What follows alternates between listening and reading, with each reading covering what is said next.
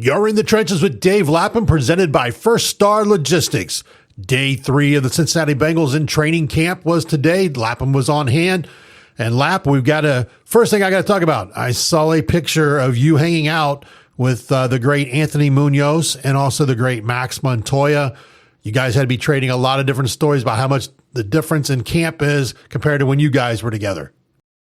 Yeah, there's no question. It was tremendous catching up with Anthony and Max, and that's one thing about training camp is you've got the veteran players, the guys that played a few years with the Cincinnati Bengals that have since retired and still live in the community of Cincinnati, though, have decided to make Cincinnati home for their families, and guys will come down to training camp practices and get access on the sideline and kind of be very, very interested observers, to say the least. And Anthony and Max came down. It was yesterday when that photo was taken, when we were all together and checking out practice, and it was great. It's really fun catching up with guys, that you played with in that environment.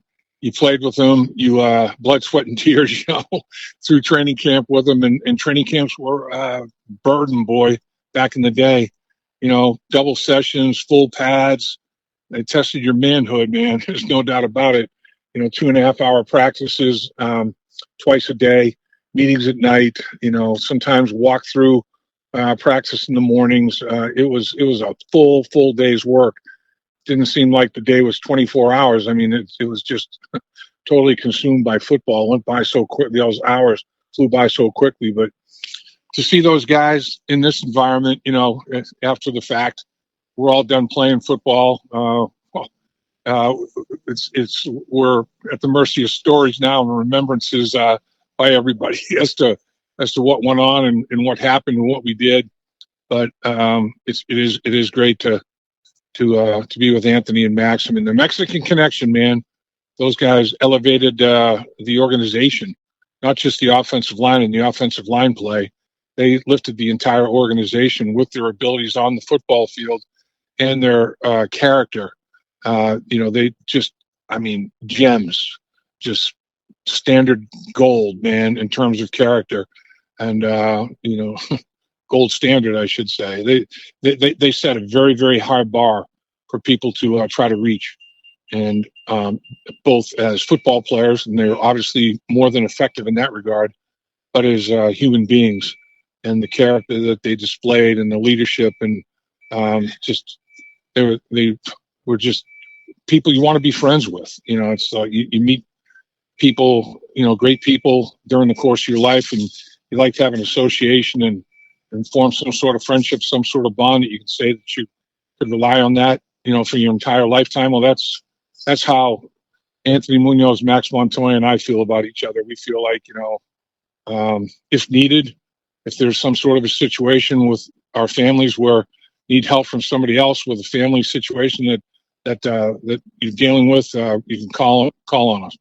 I mean, we're available 24/7, no questions asked. Whatever you need, we're there, and that kind of support is meaningful, to say the least. And it comes from the respect that you have for each other after playing right next to a guy for a bunch of years, and seeing what kind of a player, not only a player he was, but person he was in terms of the way he prepared himself to play the game, how he went out and executed the game, and then what type of human being, what type of family, what are his kids like that he's raising, what's his wife like to be around and to be with, and in all of those areas, high grades, A+ grades for Anthony Munoz and Max Montoya. I mean, they just had it figured out, at all levels, life and football. Football is a slice of life, and they had football figured out.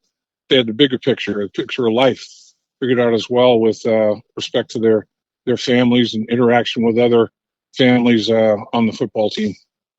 On the field, the Bengals offense led by Joe Burrow. Never surprised with anything Joe Burrow does, especially when he's connecting with Jamar Chase, but he's also finding other receivers like he always does, and the offense sounds like it's starting to come together in day 3. No doubt about it, Dave. I think the Bengals have had potent offenses over the years. I mean, the offenses that Kenny Anderson led at the quarterback position with the receivers that he had, Isaac Curtis, Chip Myers, Charlie Joyner. I mean, we were dynamic in the 70s. Bill Walsh, with his scheme, his West Coast offense, schematic. We were just a snootful for every defensive football team that we played against, including the dreaded Pittsburgh Steelers. They had a hell of a time stopping Bill Walsh and Kenny Anderson, the receiving core that we had. And, we always split with the Pittsburgh Steelers. They'd win the division and go on and win Super Bowls, but we'd always play them very, very tight. They were always great football games. We won some by a touchdown or less and lost some by a touchdown or less. They were always fierce battles, highly contested. And so, the offenses back then in the 70s, the 1975 offense was phenomenal. Didn't go to a Super Bowl, but it went to a playoff game, and it was 11-3 during the regular season, and scored a myriad of points on a bunch of good defensive football teams. Kenny Anderson was MVP. Bill Walsh was soon to be named the San Francisco 49ers head football coach because of what took place that season offensively. You have the quarterback performing at an unbelievable level, gets MVP of the league. You have the offensive coordinator that's not named offensive coordinator, but that was his role, basically, coordinating our offense and calling plays on game day that led to tremendous success and led to a head coaching position for him. So that was a great team to be part of. And, it's the quarterback play every year that the Bengals went to the Super Bowl was an MVP season for that quarterback. Joe Burrow was a runner-up, I think. The year the Bengals went to the Super Bowl was Joe Burrow at the helm. But he had an MVP-type season. I mean, incredible year. And I think he is going to have the best year of his career, and I think he is going to be league MVP, and I think he's going to lead the Cincinnati Bengals to a Super Bowl victory. I think all those things are going to happen. He'll be the best player in the league and be named MVP. He's going to lead his team to maybe an undefeated season. That would not shock me whatsoever in the regular season. And then go on a run in the playoffs where, continue to play hot. Don't peak too early in the regular season. Build to a crescendo at the end of the year and take that into the playoffs and perform at a high level there and keep working to build further success through the playoffs and win that Super Bowl. Would not shock me if they run the table and they win the Super Bowl and bring the Lombardi Trophy back to Cincinnati, Dave. One of the biggest knocks on the Bengals since Joe Burrow became a member of the program is the fact the offensive line has always kind of left Joe out there and been one of the most hit quarterbacks in the NFL. One of the young players brought in, Dyllan Fairchild, looks to be starting to make a mark. And what's your assessment early on of Dyllan Fairchild? He's very impressive to watch, Dave. I like him a lot. I think he's an outstanding football player. I think he's made of the right stuff, both physically and mentally and emotionally.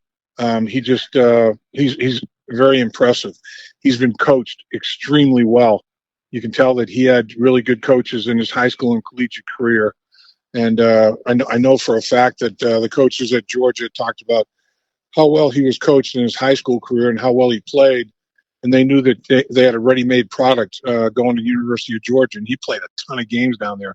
I think he might be the record holder in the offensive line, maybe close to the record holder for anybody for games started and games played at University of Georgia. And I think the Bengals feel the same way, having played and performed the way he did in the SEC at Georgia against Alabama, LSU, and teams like that, amongst the best in the nation every year. Has him ready to play at the NFL, which is the best league in the world, and to compete at a very, very high level at a difficult position to do so at a young age in the offensive line. There's a lot to learn there. Veteran players, have a lot of tricks up their sleeve. Some of these veteran defensive linemen aren't just skilled in terms of their physical attributes. They've got a mind for the game. They're very, very bright. They're always looking to improve their game. They have a bunch of tricks up their sleeve, and they're not hesitant to throw them out there. So it'll be a test for Fairchild to start as a rookie, but I don't think it's too big for him to do that. I think he'll be able to rise to the occasion. I think that this kid will accept the challenge. and will thrive while he's showing that he can handle that challenge. So I'm very, very excited and interested to see how Fairchild plays for the Cincinnati Bengals. And they've got a tough schedule, always do. We always have that tough division. AFC North is a physical division. The defenses are extremely strong, fast, quick, change of direction abilities, can blitz. I mean, anything that a defense has to do to be great, the defenses in the AFC North can do it. So it'll be a challenge for him. Like I said, he competed against great talent and great schematics in the SEC, but scratching the surface now as compared to what he might see in the National Football League, having been exposed to the things that he saw in the SEC. So I'm excited about him. I think his future is extremely bright. I think he's got really good players around him that will help him, can help nurture him. He's going to make a mistake here and there, and that's the biggest key for a rookie lineman. Don't kill your veteran teammates with silly mental mistakes. Don't make a half a dozen mental errors that's going to cost you and cost your football team and cost the offensive line. And I think Greg Fairchild understands that. I think he went through that process as a young player at Georgia, and he passed with flying colors. And I think he's going to do the same thing in the National Football League. I think this kid is a special player, and I think he's going to be very special for the Cincinnati Bengals, lining up the inside of the offensive line at the guard position for the Bengals for many, many years to come. Only 3 days in the training camp, but to stay on the offensive line there, Scott Peters, the new offensive line coach, we spoke yesterday about the changes defensively as far as the coaching staff. Really not a lot of changes offensively, except Scott Peters coming in as the O-line coach. Early assessment of what you're seeing, how he's interacting with the guys, and maybe the different techniques. Yeah, I think both of the coaches, Dave, we talked about Scott Peters, what he's doing with the offensive line. And Jerry Montgomery is doing the exact same things with the defensive line. I think both of these new coaches to the coaching staff that are going to be coaching the in the trenches, the upfront guys, the guys that are also important to leading the team to victory, are outstanding. I mean, Scott Peters is bright. He's brilliant, actually. And he's got new techniques, new fundamentals that he's bringing to the table for the Bengals offensive linemen. They are eating it up. I mean, they can't get enough of it. It's interesting to watch them respond to what Scott Peters is doing and how he's teaching his techniques, and they are really, really excited about how much is going to help them defeat their opponents on a weekly basis in the National Football League. And then you look at Jerry Montgomery; he's doing the same thing. Jerry Montgomery is a guy that teaches technique, teaches fundamentals, teaches the basics of defensive line play, and he wants his defensive linemen to master them. Physically, he's looking for a certain type of prototype of defensive lineman, defensive player, but then he also wants the intangibles of a brilliant-minded guy. Somebody that can understand exactly everything that Jerry Montgomery is teaching and why he's teaching it. That's the all-important thing. Is why is Jerry Montgomery asking me to do this? What will happen when I follow the techniques and the fundamentals that Jerry Montgomery is teaching me? Well, what's going to happen is you're going to beat a lot of good football teams. You're going to beat a lot of good individual football players that you match up with. And Jerry Montgomery's techniques and fundamentals are going to carry the day. They're going to help you win those football games, those matchups, those one-on-ones that you have to get on your side of the ledger to win important football games, particularly in the AFC North, like we talked about, as physical as the division is. And then Scott Peters, I mean, he's all about technique and fundamentals as well, and his are cutting edge. With the jiu-jitsu and the martial arts, and he's a black belt in jiu-jitsu. I mean, the guy knows what he's talking about, and he applies it to football like I've never seen before. I mean, he is all about hands and feet, and jiu-jitsu, that's a big deal. Using your hands properly, and then excellent footwork is necessary. And he's a technician in that regard, and he wants his linemen to be perfect with their footwork and with their hand placement and using a long arm and things of that nature. It starts with the feet, and he always wants his linemen to have their feet in proper position. And he's more of a parallel stance guy than one foot back a lot further than the other in your 3-point stance. He's more of a parallel stance guy, feet kind of parallel with each other, and then he's got that long arm because you can with that footwork you can basically use either arm, make either arm a long arm, and then that one foot is going to advance toward the line of scrimmage and help lengthen that arm. So that's why he wants the feet to be parallel. He wants to be able to use a long arm both outside and inside, and to change things up and to utilize all the tools that you have in the toolbox. And his long arm deal is martial arts driven, and it keeps the defender at bay.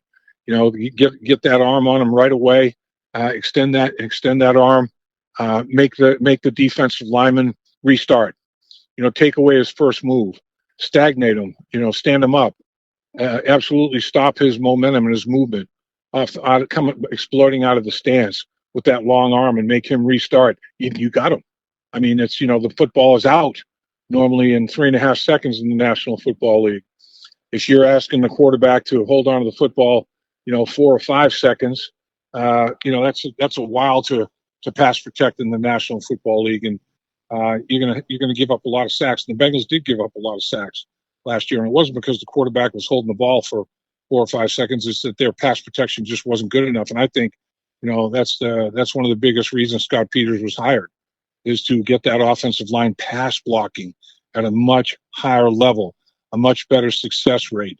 And the long arm, the footwork, the techniques that he's teaching, and the mental part of it is key as well. Getting used to working with your teammate on either side of you. If you're playing the guard position, get things down with the offensive tackle, and then also with the center, and be able to pass off stunts, be able to read stunts, handle them, be able to call out assignments, adjust assignments after the defense might make an adjustment to try to stop something that you're doing at the line of scrimmage and you've done effectively earlier in the game. You have to have something else you can go to offensively, and be aware of that, and have that in your toolbox and be able to go to it and make an immediate adjustment in the game if that's necessary to go out and win snaps and ultimately win the football game. So I think Jerry Montgomery is doing a hellacious job with the defensive line. Scott Peters is thank you, sir. Scott Peters is doing the exact same thing up front with the offensive line, and I think both areas there's going to be dramatic improvement. I think the fan base, so you won't have to be a football savant to understand that the Bengals are playing much better the offensive and defensive line. You'll be able to see who's winning the line of scrimmage. I mean, even a novice football fan can tell who's taking control and winning the line of scrimmage on a snap by snap basis. We talk about that in the trenches. You got to win the war up front. And, the Bengals are going to have to win a higher percentage of the battles and wars up front to get to where they want to get to this year. And as I said earlier, in my mind, they have the potential to win the division, run the table in division, run the table in regular season, keep that momentum and going in the postseason, and play even at a little bit higher level that's going to be necessary to take you to the Super Bowl, and then win that. Go undefeated and raise the Lombardi Trophy.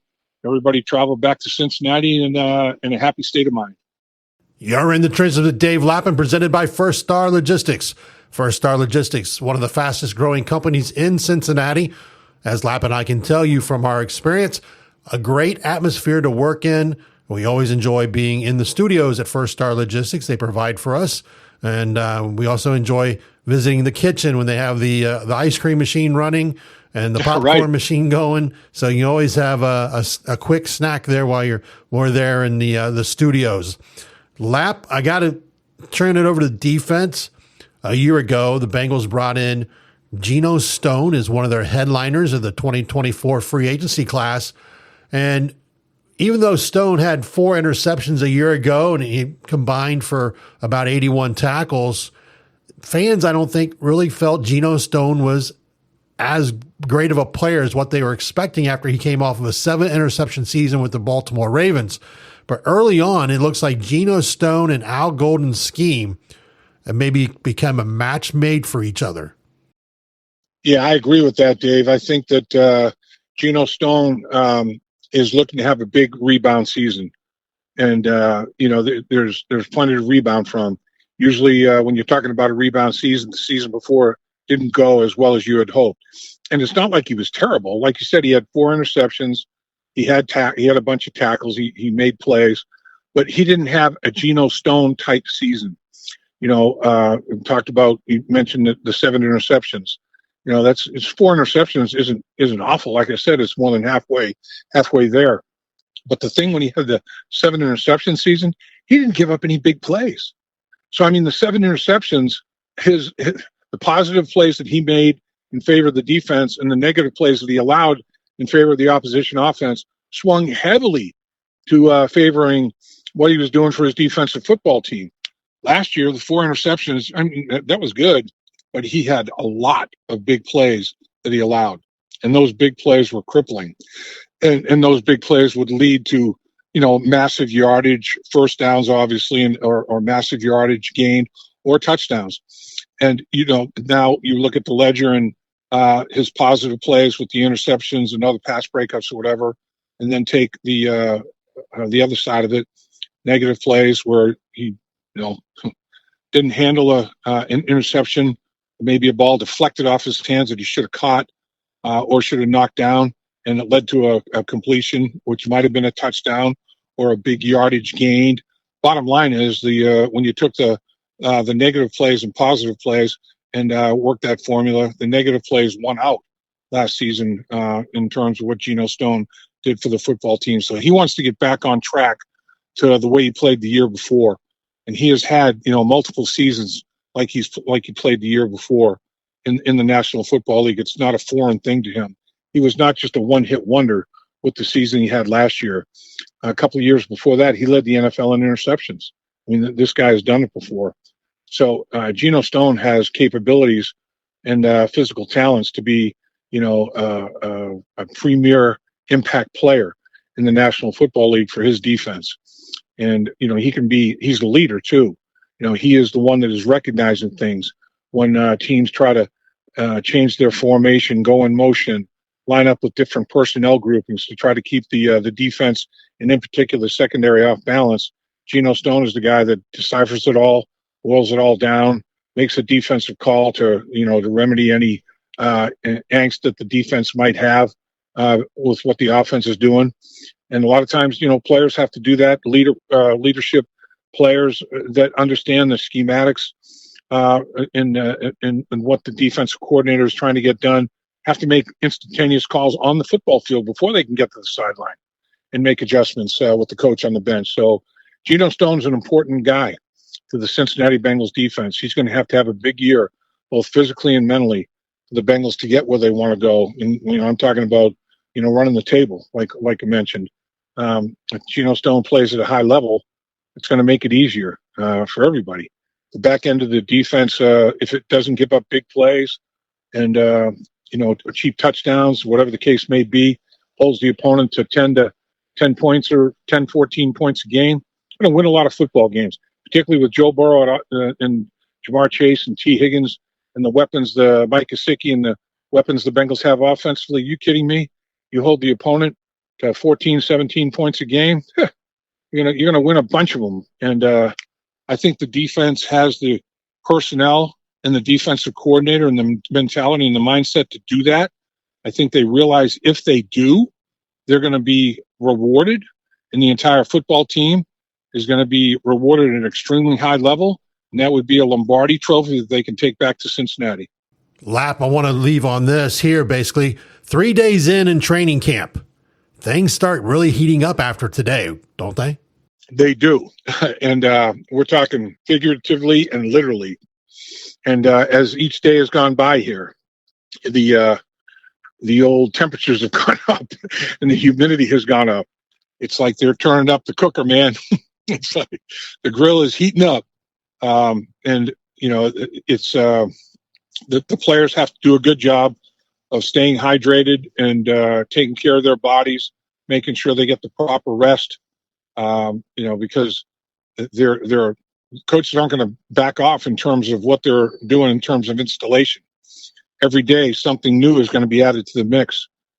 Be it a play, be it a formation, be it a personnel grouping, be it a motion, whatever it is, offensively. And then defensively, they're going to add a blitz or a pressure package or a coverage, that's going to be unique and different from what they've been running at the early stages of training camp. So the playbooks are going to be installed on a day-to-day basis, and each and every day there'll be a run play and a run defense in the morning, and then in the afternoon they'll install a pass play. And the run play will maybe be in the morning workout, and then the pass play in the evening meeting, or vice versa. Install a pass play in the physical practice part of things, and a run play in the evening meeting from a mental standpoint. Bottom line is, if you add one play from each part of an offensive attack, the run and the pass, one play per day, all of a sudden you get through 3 weeks of training camp, you have 21 plays, off pass plays and run plays, 42 plays for a game plan. That's way too many. Now you're going to be able to pick and choose. What have we done best? What's looked best for us? What kind of formations do we operate out of most effectively? Are we better running the football between the tackles? Or are we an outside running team? Are we better attacking the edges of a secondary? Or are we better off going down the middle and destroying the defense in the middle of the football field? All these things are going to be determined as training camp goes, ticks off the calendar day by day by day. In the early stages of it, the installation part of it is in the early stages as well. But by the end of training camp, they'll go into the season opener with an arsenal, and they'll have plenty. They'll have too much, really. It's going to be the biggest challenge for the coaches is going to be to pare it down and decide what it is that I want my players to do, and build a foundation. And here's the thing. Here are the things. Here are the 15 or 20 core plays, offensively and defensively, in the running game and passing game, that I feel show the identity of my football team. And we have to do this well every single week. We cannot allow the opposing offense or defense to take advantage of us when we're in these basic, fundamentally sound, foundational things of our offense or our defense. We have to win. We have to dominate. We have to do a great job in making them blink, making them adjust, and not us. We can't blink. Make them blink, and that's going to be a big determining factor into who's going to win football games, particularly early on in the season. You don't want to be the one to blink. You don't want to be the one to blink early in the football game. I mean, nothing worse than in your opener in the first quarter, come to the sideline and you look at your offensive coordinator. It's like, God, they know everything. I mean, they got us down cold. Every time we line up in this formation, they start yelling plays that we're going to run. Every time we do this, they know exactly where we're going and how we're attacking. There's no worse feeling than that. So now you have to have a foundation, and then you have to have an ability to go to other parts of that 42 plays, that you've got, that you might be able to go to in that first football game, and have you get your foundation, then you have you build the first floor, and if the first floor starts working, you add the second floor, and pretty soon you have a house. You don't want it to be a house of cards. You don't want it to fall apart. You don't want to put it too much in too early and have confusion and uncertainty up there in the offensive line at the line of scrimmage. Not knowing exactly what you're supposed to do on every single snap, every single play. And if you're up there making mistakes 5-6 times a game that's costing your football team, you can't have that. Can't have it. You're not going to be playing very long. In fact, you may get yanked in the opener. So make sure that you're not the guy that's costing your football team. Make sure when you come to the sideline, it's like, Jesus, it was him again. God, Lapham's killing us, man, at the guard position. The dude's going the wrong way. He doesn't know who the hell to block. He's lost out there. Can't be that guy. If you are, you're not going to last very long. You won't be that guy probably to finish that football game. You'll be benched. But, You can't have multiple guys doing that. You got 2 or 3 guys up front having brain cramps 5 times a game. That's 15 brain cramps. That's a bunch of the plays. So early on, you have to be mentally sharp, physically sharp, know exactly what you're doing, how you're doing it, and most importantly, why you're doing it, why you're attacking the defense in this manner. How will it break the defense down? How will it make it easier for you to go out and execute your assignments properly and win football games? You've been in the trenches with Dave Lapham, presented by First Star Logistics. First Star Logistics is hiring. To learn more about First Star Logistics, visit firststarlogistics.com. A great place to work at. Lap, can't always thank you enough for you taking the extra time to do these camp reports. I know the fans are enjoying them, and we look forward to talking to you again soon. Appreciate it, Dave. It's a lot of fun. We know that In the Trenches with Dave Lapham, brought to you by First Star Logistics and produced by Dave Burke. We know how important the fans are. Without the fans, we got nothing. The fans of the Cincinnati Bengals are extraordinary, and they want all the information they can get. And they're a very, very highly educated fan base. Paul Brown used to talk about that. He used to say, you gentlemen, you're very fortunate. The fans here in the city of Cincinnati understand football. So, it's they know why things went the way they went. They know that we didn't play very well. If that indeed was the case, there was no hiding that fact from them. Sometimes, they understand the luck didn't go our way. And there's a big component to that. You have to be lucky to win football games and be good. And they understand that, and they're forgiving to that. The thing they're not forgiving to is being a dumbbell, being up there and not knowing what the hell you're supposed to do. And the fans aren't going to tolerate that for very long whatsoever here in the city of Cincinnati, because they know what they're looking at. And when they see an unblocked player at the line of scrimmage, they know the right guard, left guard, center, whoever screwed up. They can figure that out pretty quickly. So, there's no camouflaging that. There's no hiding the evidence when you screwed up. You've got to own up to it, live up to it, and do everything you possibly can to play as high a level as you possibly can, both physically, mentally, and emotionally. And if you do that, you're going to win a lot of football games here in the city of Cincinnati. We appreciate everybody taking part in the Trenches with Dave Lapham, brought to you by First Star Logistics. Please hit that like button, subscribe to In the Trenches with Dave Lapham if you've not done so already. Until next time, Hoo-day. Hoo-day, Dave.